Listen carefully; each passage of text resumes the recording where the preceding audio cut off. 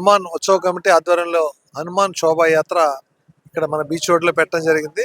దీనికి విశాఖపట్నం నలుమూల నుంచి అందరూ కూడా హిందూ బంధువులు అందరూ కూడా వచ్చి ఈ కార్యక్రమంలో పాల్గొంటారు. అన్ని ప్లేసుల నుంచి ర్యాలీలుగా సుమారు 5-6 వేల మంది ఇక్కడికి రావడం జరుగుతుంది. ఇప్పుడు ఈ బీచ్ రోడ్లో హనుమాన్ శోభాయాత్ర చేసుకుంటున్నాం.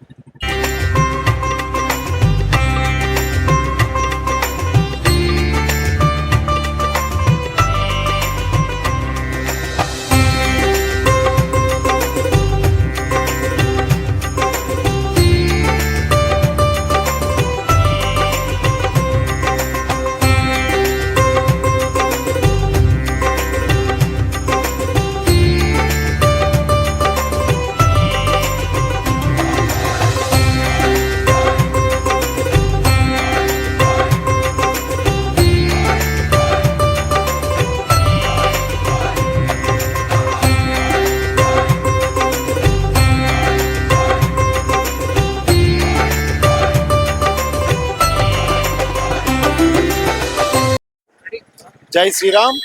ఈరోజు విశాఖపట్నంలో బీచ్ రోడ్లో సాగర్ తీరం అంతా హనుమంతుడి భక్తులతో కోలాహలంగా ఉంది.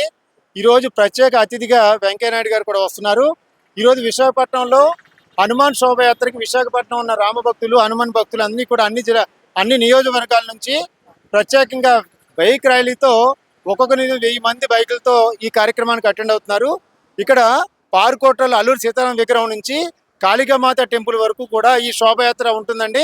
ఈ శోభయాత్ర ఇందులో పాల్గొనే వ్యక్తులందరూ కూడా పార్టీలకు అతీతంగా, రాజకీయాల సంబంధం లేకుండా హిందూ సమాజం అంతా కూడా ఏకమయ్యి కలిసి చేసుకునే ఒక మంచి కార్యక్రమం ప్రతి సంవత్సరం జరుగుతుంది. అదేవిధంగా ఈ సంవత్సరం కూడా జరుగుతుంది. దీనికి వచ్చిన అందరికీ కూడా శుభాభివందనాలు.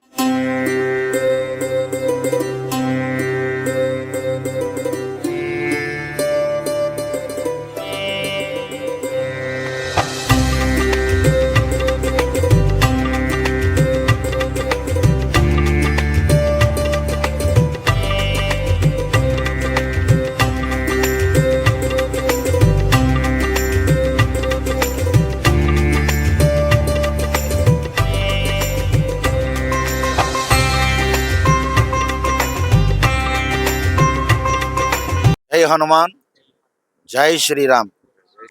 భారతదేశం ఉన్నంత వరకు కూడా ఆంజనేయ స్వామి వారికి ఎంతో ప్రతి హిందువు కూడా రుణపడి ఉంటాం.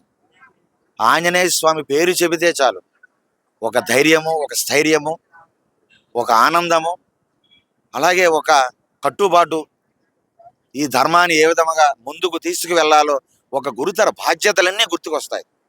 ఆనాడు ఆంజనేయ స్వామి భారతదేశంలో, ముఖ్యంగా దక్షిణ భారతదేశంలో తపస్సులు చేస్తున్నటువంటి లోక కళ్యాణం కోసం ఎంతో మంది ఋషుల్ని కాపాడాడు. ఆయన ఋషిముఖ పర్వతంలో ఉండేటటువంటి మహర్షులందరికీ కూడా అండదండలుగా నిలబడిన మహానుభావుడు ఆంజనేయ స్వామి. శ్రీరాముల వారు ఉత్తరాదిన ఏ విధముగా రాక్షసులను మట్టుపెట్టి ఆశ్రమాలు కాపాడుతూ వస్తూ ఉంటే, దానికంటే ముందుగానే ఆంజనేయ స్వామి దక్షిణ భారతదేశంలో ఋషుల బాధ్యత అంతా కూడా తీసుకున్నాడు. అలాగే లంకా నగరానికి వెళ్ళి ధర్మాన్ని నాశనం చేసేటటువంటి పరిస్థితుల్లో ఎక్కడైనా మహిళలు కనిపిస్తే ఎత్తుకుపోవడం, ఆశ్రమాలు తగలబెట్టడం, ఋషులను సంహరించడం, మాంస భక్షకులుగా మారినటువంటి నరమాంస భక్షకులుగా మారినటువంటి రాక్షస జాతిని లంకా నగరంలో ఒక సవాల్ విసిరి మొత్తం దహనం చేసి తన తాలూకా గొప్పతనాన్ని చాటి చెప్పాడు. అటువంటి ఆంజనేయుని తలుచుకుంటూ అయోధ్యలో భవ్యమైన ఆలయ నిర్మాణం కోసం లక్షలాది మంది ప్రాణాలు ఇచ్చారు. జై హనుమాన్, జై శ్రీరామ్ అంటూ. కాబట్టి అటువంటి ఆంజనేయ స్వామిని ఎప్పుడూ ఈ జాతి మర్చిపోదు. ఆయన త్యాగాలు, ఆయన స్ఫూర్తి ప్రతి యువకుడిలో గుండెల్లో రగులుతూ ఉంటాయి. అటువంటి ఆంజనేయ స్వామిని తలుచుకుంటూ ఈరోజు హనుమాన్ శోభాయాత్రలో, ఈ విజయోత్సవ యాత్రలో ప్రతి ఒక్కరు కూడా పాల్గొని విశాఖలో ఈ కార్యక్రమాన్ని విజయవంతం చేయాలి. ప్రతి ఇంటి ముందు ఆ ఆంజనేయ స్వామి జెండా ఎగరాలి, రెపరెపలాడాలి. ఈ భారతదేశానికి ఎప్పుడు కూడా ఆంజనేయ స్వామి వారిని ముందు పెట్టుకొని మన ధర్మాన్ని రక్షించుకుంటూ భావితరాలకు అందించాల్సిన బాధ్యత మనందరిపైన ఉన్నదని, మన హిందూ ధర్మాన్ని, మన సనాతన ధర్మ వైభవాన్ని రాబోయే తరాలకు పదిలముగా చాటి చెప్పుకుందామని ఈ ర్యాలీలో ప్రతి హిందువులు కూడా ప్రతిజ్ఞ చేయబోతున్నారు. జై హనుమాన్, జై శ్రీరామ్. జై శ్రీరామ్. జై హనుమాన్.